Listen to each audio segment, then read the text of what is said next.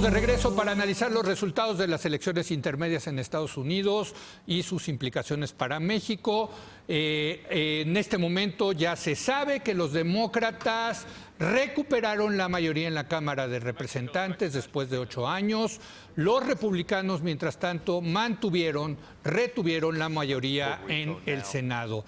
Estos resultados, pues, tienen implicaciones importantes para México y, desde luego, para Donald Trump, para su reelección, posible reelección en el 2020.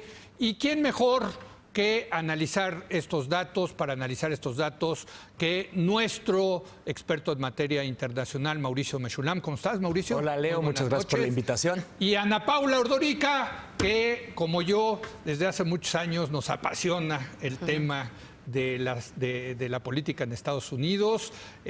Todavía recuerdo, Ana Paula, que fuimos a la toma de posesión de Obama, ¿verdad? ¿Puedes creer que ya son 10 años 10 años, ahí estábamos en ese evento no histórico. Me invitaron, de verdad. No, oye, ¿y dónde estamos 10 años después? Sí, Ana Paula, qué cosa, ¿no?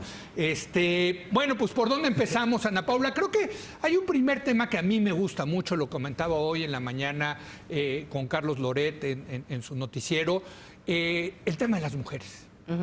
Fue muy importante la movilización de las mujeres, la participación de las mujeres, la presencia de mujeres candidatas. Creo que yo empezaría destacando eso, ¿no? Sí, bueno, pues las mujeres habían logrado tener como récord 81 asientos en la Cámara de Representantes, sí, y ahorita ya pasaron los 100 escaños. Sí. Entonces creo que es algo de reconocer.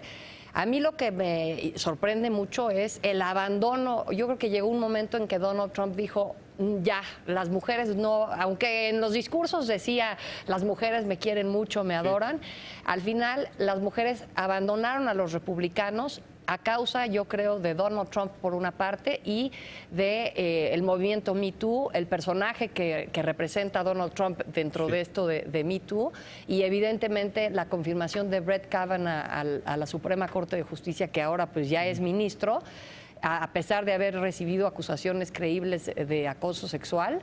Sí. Entonces creo que todo eso movilizó a muchas mujeres a, bueno, buscar un puesto de elección popular por una parte y a salir a votar en donde quizás en otro momento pues no habrían salido a votar, y lo hicieron pues en favor de los demócratas. De los demócratas. 2 mujeres musulmanas por primera vez en la Cámara de Representantes de Estados Unidos.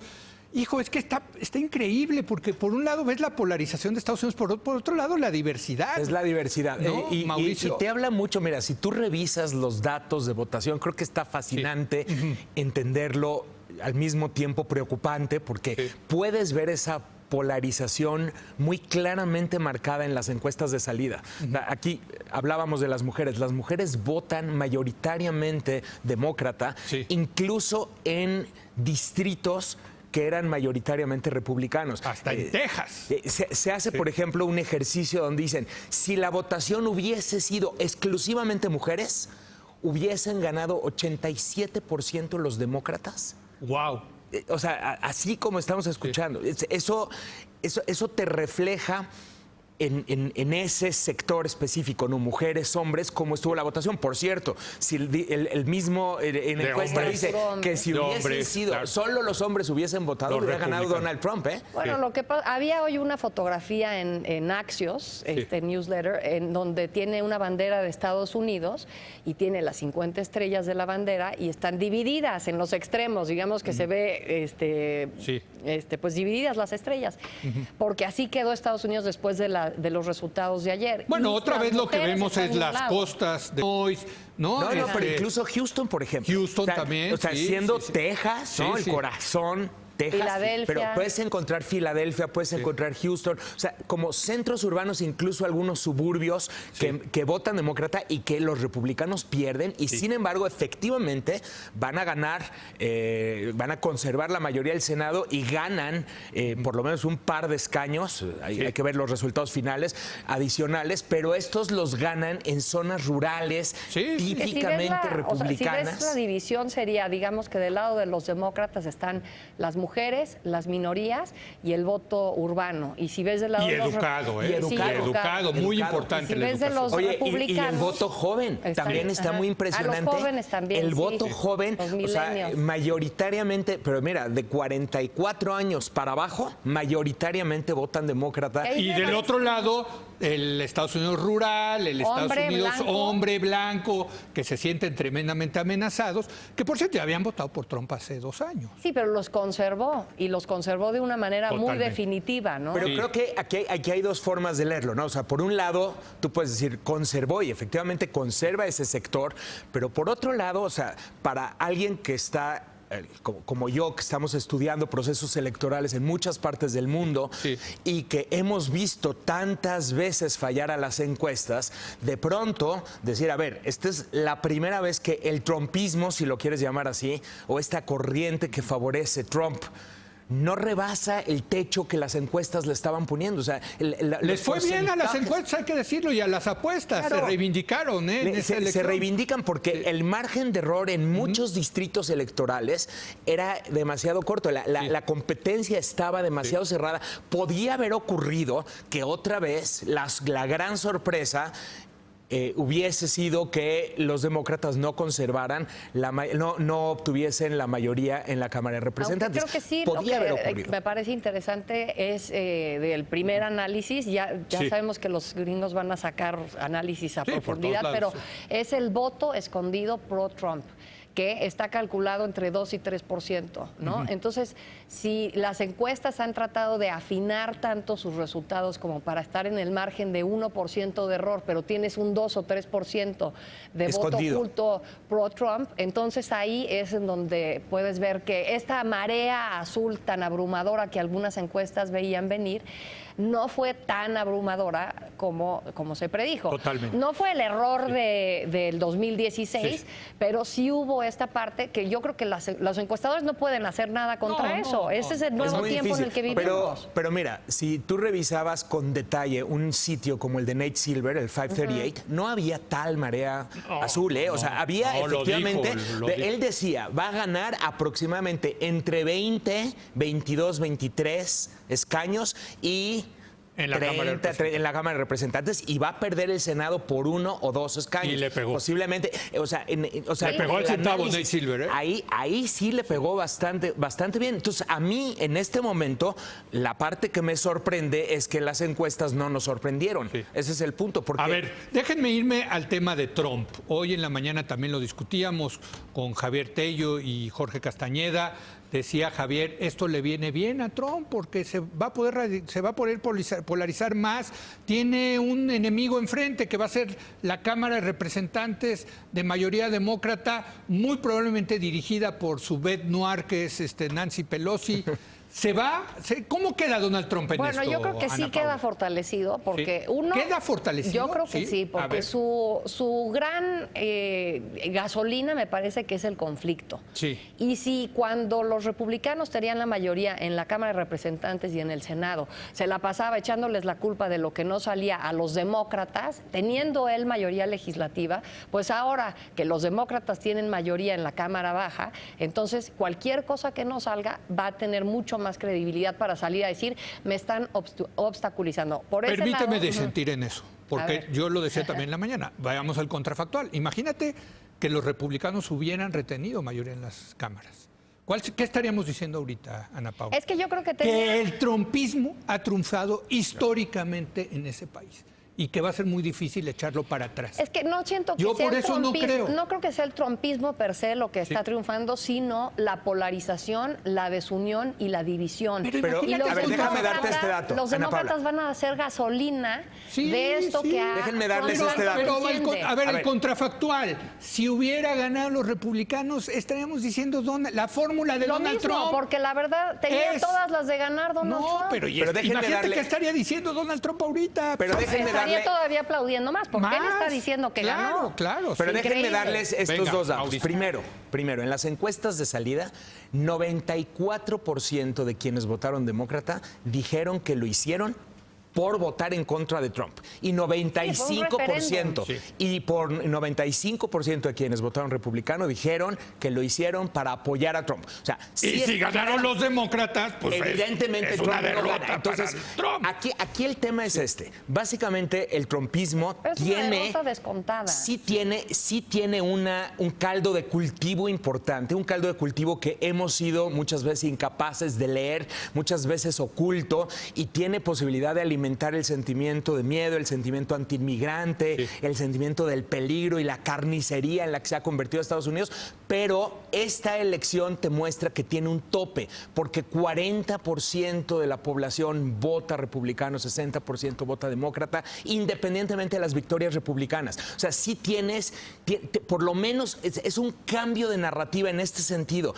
A Trump no lo habíamos visto perder, o no le habíamos visto perder a su discurso en los últimos años. Lo que pasa ganaba es que ya una se tras daba otra, por tras otra, descontado tras otra. que Trump iba a perder, o sea, que los republicanos iban a perder la Cámara de Representantes. Híjole, pero no sea, Ana Paula. La última vez que un presidente gana la Cámara de Representantes, estando él y su partido gana la Cámara, es en el 2002 George W. Bush, que acaban de sufrir el ataque del 2001 del 11 de septiembre, y entonces tienen este fenómeno que llaman Rally Around the Flag, que creo que ahora no existe en Estados pero Unidos. Es que con Trump... Entonces, lo que siento es que eso ya ya se daba por descontado. Pero el tema aquí es que... Y lo clave aquí es los demócratas, que no saben responderle a Trump. En lugar de sí realmente ser un contrapeso y sí, por ejemplo, empezar a avanzar en su agenda para balancear la tabla electoral, que está muy desbalanceada por todo el tema que llaman gerrymandering, que dibujan los distritos de tal forma que les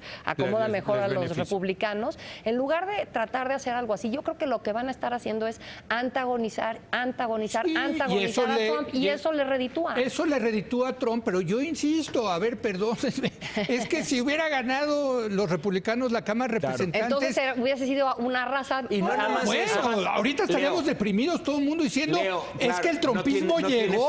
No tiene fin, porque además... No, y ya se religió este Lo cuate, que ha tenido capacidad es de retar todo eso que estaba descontado. Estaba por descontado que no iba a ganar la candidatura republicana. Estaba por descontado que no iba a ganar la presidencia. Estaba por descontado todo lo que quieran, y sin embargo acababa sorprendiéndose, acababa colando, obtenía esos 2-3 puntos. Esta es su primera derrota. Este es el primer momento en el cual lo que estaba por descontado se cumple, y esa ya es una nota. Totalmente lo que estaba de por descontado se cumple.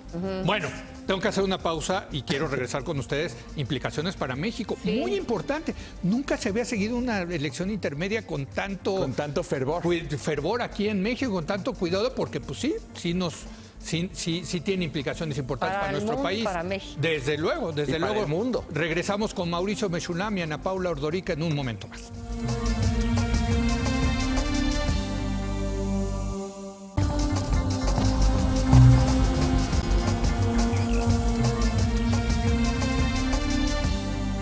Bueno, que yo recuerde, como nunca se ha seguido de cerca una elección intermedia en Estados Unidos por razones obvias, porque lo que está en juego para México es mucho, ¿no, Ana Paula?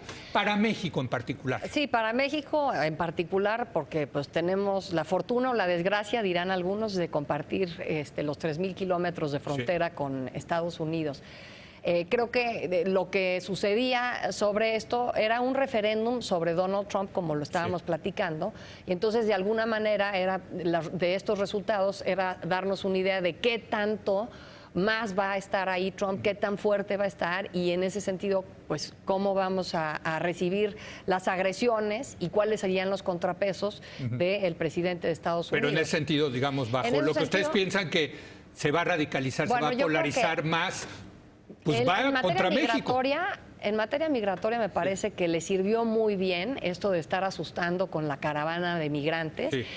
Caravanas que pues ahorita están en la Ciudad de México, están a miles de kilómetros de Estados Unidos, y los republicanos tuvieron miedo y salieron a votar porque casi sintieron que venía una invasión. Sin darse cuenta, los fenómenos nacionales, que sí son una amenaza, pues lo que ocurrió en Pittsburgh, en la sinagoga, por ejemplo, esa es una amenaza que la tienen ahí y esa no la volteaban a ver, volteaban a ver más como una amenaza a la caravana. Por Trump. Le funcionó a Trump hacer ese discurso y entonces creo que lo va a recrudecer y es una mala noticia para México. Para México. Déjame, digo, nada más para seguir aquí la misma línea, 100% de los atentados terroristas cometidos en Estados Unidos posteriores al 2001 han sido perpetrados por ciudadanos estadounidenses, de los cuales una buena parte han sido efectivamente radicales islámicos, otra muy buena parte han sido radicales extremistas de derecha.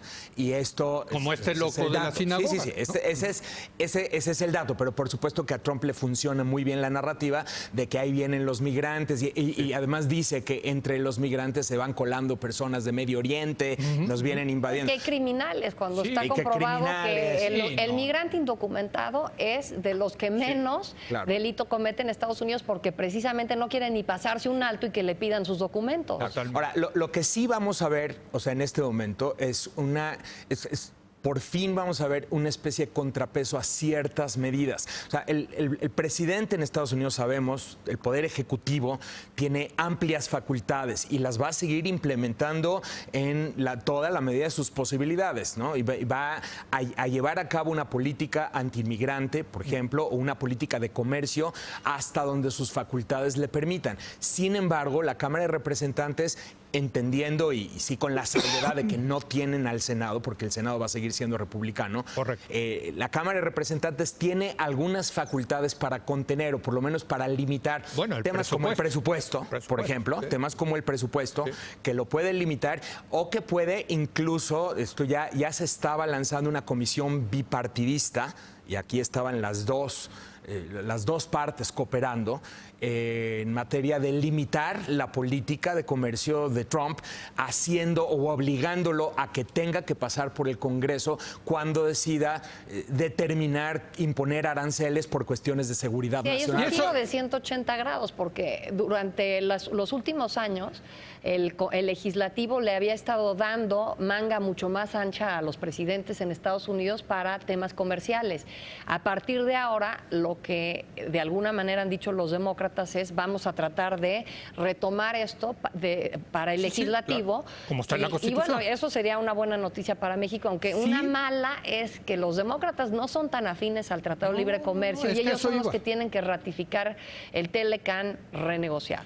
A eso iba. Yo creo que quizá la implicación más importante para México en el corto plazo es la ratificación del nuevo tratado. Y ahí, pues, como nosotros sabemos, pues ahí no es un tema de republicanos y demócratas, sino de ir viendo cada representante y cada senador qué intereses tiene, hacer el mapeo y cabildear con cada uno de ellos, como se hizo en 1993, Mauricio. Con un añadido. Claro. ¿No? Para tratar de sacar los votos a favor del tratado. Claro. Pero con un ingrediente adicional en esta ocasión, que es que los demócratas no van a querer darle un solo triunfo a Donald Trump. Y entonces la probabilidad de que solamente por no darle un triunfo, pues ojalá. A ver, bajo ese argumento no va a salir del tratado. Bueno, bajo ese argumento a mí me preocupa el tema del tratado y creo que lo mejor sería que ahorita ni se toque ni llegue al legislativo, que nosotros no empujemos nada más. Tiene plazos. O sea, ¿no tiene México que cabildear en el próximo Congreso? Bueno, porque ahorita, que cabildeen, pero que no se, o sea, tratar de que Donald Trump se le olvide el tema del Telecán y mejor se enfoque en otros. Pero tiene que ser ratificado, Ana Paula, si no. Pero un poco lo que yo entiendo que está diciendo Ana Paula, y sí coincido en este sentido, se va a entrar en una dinámica en donde prácticamente Trump puede jalar para un lado, el Congreso va a jalar para el otro lado y nada de lo que parezca afín a Trump va a ser votado. Entonces, en este caso lo que tenemos es un tratado de libre comercio que ya no se llama el NAFTA, sino que se llama... Pero hay que decirle Telecán para no caer en el juego de Trump. Caer en el juego de Trump. Pero el Telecán Plus o el Telecán Minus, si quieren ustedes. No, el Telecán Minus.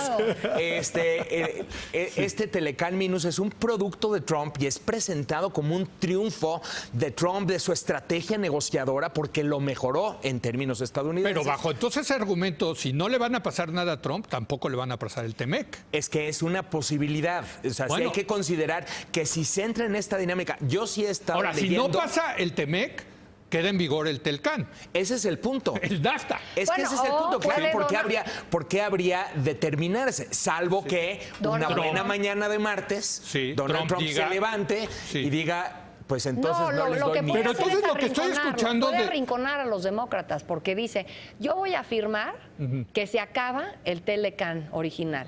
Sí. Y tenemos 6 meses. Tienen 6 meses para ratificar lo que yo negocié o para que se acabe sin nada. O nos quedemos sin nada. Y creo que aquí los demócratas tienen que jugarla muy inteligentemente. O sea, es muy atractivo para sus electores el someter a Trump a juicio o el estarle haciendo estas investigaciones de los impuestos. Es muy atractivo y probablemente haya muchos demócratas que quieran empujar la agenda por ese lado. Pero tienen que entender que si la Cámara va a avanzar en algunos aspectos, tienen que buscar de alguna forma trabajar de manera bipartidista y bicameral. Y en ese sentido, sí creo que si juegan al conflicto y al choque, creo que ahí es donde Trump se siente más cómodo. O sea, fíjate, ese es el... Es que al estar hablando de esto, otra vez estamos hablando en Estados Unidos de pesos y contrapesos. Insisto, si hubiera ganado los republicanos la Cámara de Representantes, no estaríamos hablando de eso. Bueno, estaríamos hablando de la personalización del poder en Estados Unidos, de la gran, del gran poder de... Por eso yo sí creo que es una derrota a Donald Trump, por más que sea. Yo también, porque ahora tiene que lidiar. Va a tener que lidiar con una cámara de oposición. Que a lo mejor eso le ayuda para reelegirse porque se van a polarizar y etcétera. Sí. También hay que reconocerlo. Depende de cómo lo jueguen los demócratas.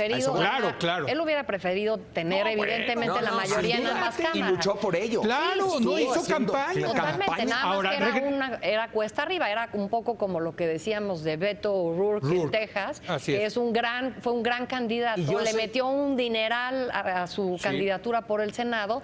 Ted Cruz, su contrincante, uno de los republicanos más odiados hasta por los republicanos, se logra ¿Quién salvó a Ted Cruz?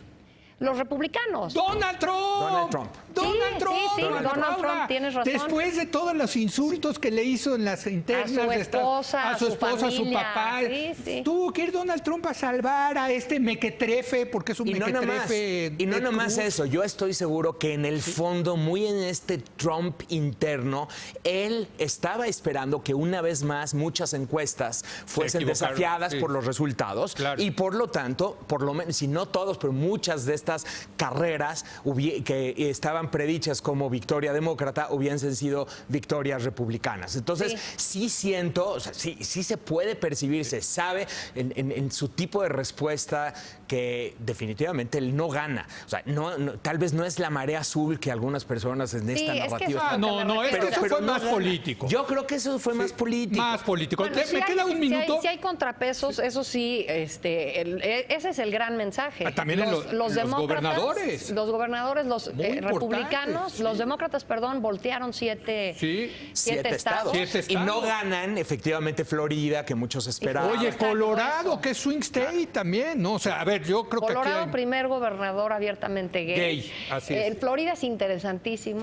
Porque DeSantis fue el que ganó. Es un Trump al cuadrado. Y se enfrentó a Gillum, que es una especie de Bernie Sanders afroamericano. Entonces, y también es un estado columpio de lo que puede ser el 2020. Totalmente. Y Ohio. Me quedan 30 segundos rápidamente. Si le tuvieran que decir algo al presidente electo López Obrador y los pelara, porque pues quién sabe si los pela, ¿no? ¿Qué le dirían con respecto a cómo queda la política de Estados Unidos y qué tendría que hacer el presidente de México? Creo que tiene que entender muy bien cómo está jugándose la política interna, entender cuáles son los intereses de México y jugar no necesariamente en contra del presidente estadounidense, o sea, no entrar en este conflicto interno político en Estados Unidos, porque sí pienso que si Donald Trump identifica a México con esta oposición demócrata, en una de esas puede terminar. Pero tiene por otro lado que empezar a cabildear, que pase el TEMEC. palabras para AMLO: no te enganches. Exacto. Eso. Porque todos los jefes de Estado que se han enganchado con Trump les ha ido fatal. Gracias, Ana Paula. Gracias. Muchísimas Mauricio. gracias, Buenísima Leo. mesa. Gracias, Ana a usted Paula. por habernos Gracias, acompañado. Mauricio. Yo lo espero mañana en punto de las 10 de la noche, cuando otra vez sea la hora de opinar. Aquí nos vemos.